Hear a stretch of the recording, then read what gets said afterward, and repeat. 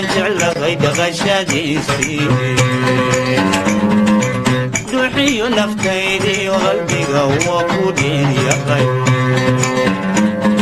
سيدي كوبت عندلي وكلام دبو جاليستان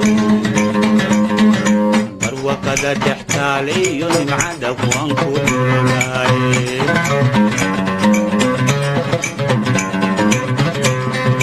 لما دوني دا لغونون يغوخي ما دير يا غير لحن برفاي لغو ما وغدمع كليل كذير ربي باي سوغو ديني تريعي ميلاد ديفتين دايخي جلي عامر قدك كما درقاياني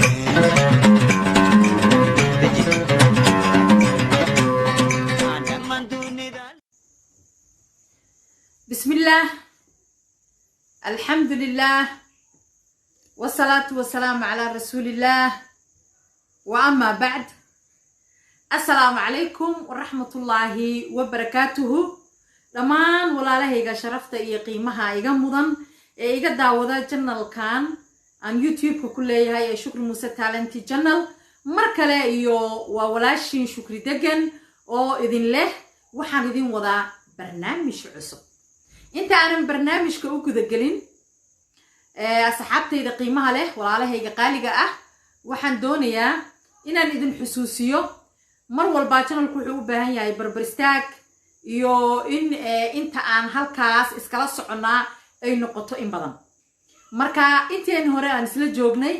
waxaan idin leeyahay walaalayaal soo dhawaada waji furan iyo gacmo furan ku soo dhawaada inta nagu cusubna waxaan leeyahay idinkuna soo dhawaada subscribe-ka maxay ahaday saarta gambaleelka ku dhufta si maxay ahaday aad u rukumataan channelkan oo mar walba barnaamijyada aan soo gelinay ay si direct ah ama toos ah idinkugu soo dhacaan hadii Allah awoodda sare la yiraahdo asxaabtiina la wadaaga share gareeya asxaabtiina la wadaaga hadii Ilaahay yiraahdo wixii comment ahna ka soo bixiya maxay ahaday barnaamijyada sidaad u aragtaan iyo inaad wax ka faa'iideen iyo waxaad ka faa'iideen wixii aad isleediin laga bedelo barnaamijyada intaba waa idin furan tahay like gareeya anagu waxay noo tahay dhiirigelin inaad maaragtay thumbs up nasiisaan hadii Allah awoodda sare leh uu ogolaado barnaamijkan cusub waxaan ku soo qaadayaa wax walba ha ku talaxtigin ya amaan iyo xumaan samaan iyo xumaan inaad maxay ahaday dad wax jeclaysiiso markaad rabto ama aad wax ka sheegtood necbaysiiso mar walba ha ku talaxtigin wax walba waxa fiican inay xad yeeshaan marka rabto for example adigoo waalid ama mujtamaca kamid for example macallin baaba tahay arday wax u dhiga iskuul aad arday u dhigtaa waxa doonaysaa inaad waxbarashada jeclaysiiso waxyaabaha ku dhiirigelinaya ilmaha inay waxbarashadooda hore u socoto aad kala hadasho waxaad rabtaa wax walba inay maaragtay heer fiican ka gaaraan oo waxbarashadooda aad jeclaysiiso for example waxa ka sheekeynaysaa waxyaabaha xunxun oo aan habboonayn in lagu dhaqmo oo kaleeto waxaad rabtaa inay waxaasi ilaa iyo xadka ay xun yihiin inaad sheegto oo ka sheekayso waxaan rabaa inaan ka hadlo barnaamijkan uga hadlo wax walba xadkooda ku ekaysi wax kasta oo xadkooda ka bataa way xumaadaan markaad rabto inaad samaan ka sheekayso oo qof wax jeclaysiiso waxa aad jeclaysiinaysaa inaad xadka aadan ka saarin qaabkaad u jeclaysiinayso inay xuduud yeelataa markaad rabto inaad wax necbaysiiso waa inaad maaragtay necbaysiintaada ay xad yeelataa oo aadan ku talax tigin heerka necbaysiinta aad waxaan u necbaysiin inta istiraahdo aadan xadka ka saarin wax walba oo xadkooda ka bataa waxay isu bedelaan bilcagsi dhinaca kale haddaad wanaag ula jeedo iyo wax jeclaysiinna waxay isu bedelaan dhinaca xumaanta haddaad xumaan iyo maaragtay xumaan ka digis iyo aad ula jeeday maaragtay wax xun inaad tilmaanto aad ula jeedo haddaad ku talax tagtood ku dheeraato dhinaca kale waxa laga yaabaa inay isu bedelaanba inaad waxaas dadka jeclaysiiso adigu aad rabto inaad necbaysiiso wax walba xadkooda ha ka badinin wax markaad jeceshahay xataa wax markaad jeceshahay jacaylka ha ka badin jacaylka ha ka badin waxaa jirta halku dhig dhahaaya maxay ahaday wax nacaybka ha ka badin jeclaad doontidaana ma ogiti jacaylkana ha ka badin necbaad doontidaa lama oga waxaan ka hadlayaa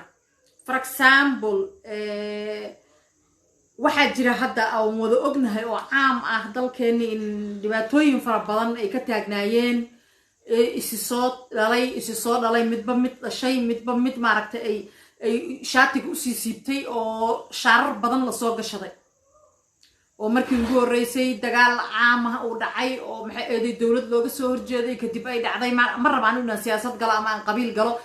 qabaa'il la isu dilay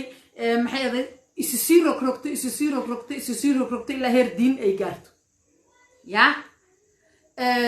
waxyaabaha hadda cajiibka ah oo lala yaaban yahayna waxay ka mid tahay qaabka diinta loo fasiray oo dadka hadda dadka aafaynaya ama waxyeelaya ama qarxinaya ama dhibaataynaya sida wax loogu fasiray in ummadoo dhan ba ay qaadan laadahay is leedahay war maxaa kalifi kara qofkan inuu qof bini aadan naftiisa gooyo inuu samaan u arko inuu ilaahay inuu ugu dhawaanayo u arko in maaragtay uu qof bini aadan oo nool oo aan naf maaragtay waxba aan ka hadlaynin oo ilaahayna uu noo sheegay qofkii qof mu'mina oo mutacamidan ah qofkii dila inuu la mid yahay inuu dadkoo dhan laayo ya inay sahalsadaan oo u arkaan samaan bini aadanka dilkiisa samaan u arkaan ma rabin anigana arrintaas gala laakiin tusaale ahaan aan usoo qaadaya samaan inay u arkaan qofaan waxba ka hadlayn in naftiisa la gooyo in samaan loo arko in la dhaco xoolo laga qaado aan xaq loogu lahayn in samaan loo arko maxaa keenay waxaan is leeyahay waxbaa in la jeclaysiiyo inta la doonay baa xadka laga saaray diintaa la doonay in la jeclaysiiyo oo jihaadka la jeclaysiiyo oo jihaad fii sabiilillaahi ruuxii ku dhintaa inuu maaragto ahlu janno yahay loo sheego jeclaysiintii baa laga badiyey xad ay gaarsiisnayn baa la gaarsiiyey waxay u arkeen marka wax walboy dilaan inay u bannaan tahay mubaax tahay muslim ha ahaado gaal ha ahaado waxuu raba ha ahaado inay mubaax tahay ay u arkeen waxa keenaya fasiraadii qaldanayd ee la siiyey oo xadkeeda laga bixiyey wax walbaan hadday xadkooda ka baxaan oo ay xad ayna lahayn si aan waxaan loo ammaani karin ama qofkan muhiim macnaha aynan macquul ahayn looga dhaadhiciyo haddii looga dhaadhiciyo sida kale dhinaca kale isu bedelaan way janjeersadaan ammaan qofkaan una lahayn markaad ka badiso qofkii wuxuu noqdaa balaayo casir oo aan loo geli karin markaasuu adiga naftirkaaga ammaanayo wuxuu ku arkaa qof laga caqli badan yaaba inaad tahay ya asageed ammaan murdhuq ku siisa wuxuuna lahayn aad ka dhigtay waa buura saartay balaayo casiraad ka dhigtay wax walba oo asaga kaaga soo gudboonaadana xumaan iyo samaan waa qaabishay muxuu ku arkaya mataqaana xoolo tuur loo xabad garanin waxba aan ahaynin ya qof dhimatay waxba aan ahaynin wax ka soo qaad aan lahaynin superiority kasta asagu uu leeyahay wanaag kasta asagu uu leeyahay adigana wax iska mar haddaa asaga lib u ogolaato inaad waxba yahay aad tahay macnaha uu ku fasiraya marka walaalayaal waxaan rabay inaan meesha uga hadlo caruuradiina oo kaleeto ilmaha aad iskuullada u dhigtaan haddaad macallimiin tihiin oo kaleeto wax markaad rabtiin inaad wanaag tustaan wanaaga tusa waaniya wixii u fiican iyo wixii u xun u sheega